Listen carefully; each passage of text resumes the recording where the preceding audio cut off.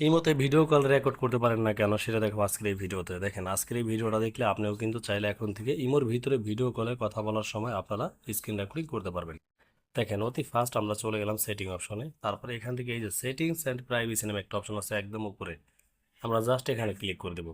Click করে দেওয়ার পর দেখেন চ্যাট অ্যান্ড কল প্রাইভেসি নামে একটা অপশন আছে একদম উপরে, আমরা এই অপশনটার ভিতরে চলে যাব। দেখেন তারপর কিন্তু আমাদের এখানে একটা অপশন চলে আসছে নিচে কল অপশন, আর কলের এখানে লেখা আছে যে ব্লক স্ক্রিনশট ফর কলস, আমরা এখানে ক্লিক করে দেব।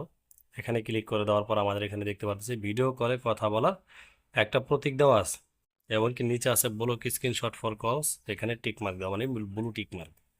আমাদের এখানে যে প্রতীকটা আছে প্রতীকটার এখানে দেওয়া আছে মানে ঠিক আছে।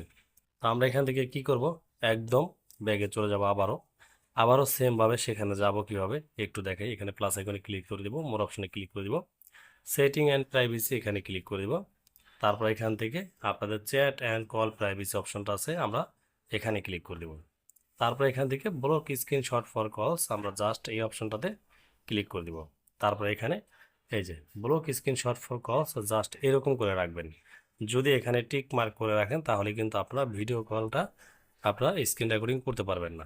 জাস্ট আমি এখন যেরকম করে রাখছি আপনারা এরকমটা করে রাখবেন, তাহলে আপনাদের স্ক্রিন রেকর্ডিং হয়ে যাবে।